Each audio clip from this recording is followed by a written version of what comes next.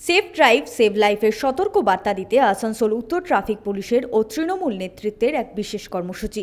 এই কর্মসূচিতে যাত্রী সাথী অ্যাপ এর সুবিধা এবং ট্রাফিক নিয়ম মেনে চলার গুরুত্ব সম্পর্কে সাধারণ মানুষকে সচেতন করা হয়।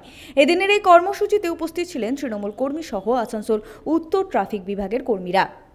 প্রথমত শুধু যাত্রী সাথী অ্যাপসের জন্যেই নয়, আমাদের জুবলি থেকে নিয়ে নোনাকোড়া ঘাট পর্যন্ত আমাদের রোড এখন অনেক ব্যস্ত রোডে পরিণত হয়েছে।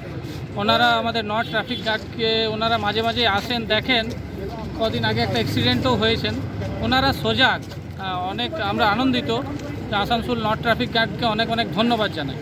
ওনারা নানা রকম স্টেপ নিচ্ছেন, স্পিড ব্রেকার, ব্যারিয়ার, যেখানে যে জিনিসটা প্রয়োজন। আসানসোল থেকে সঞ্জয় যাদব, 99 নিউজ বাংলা।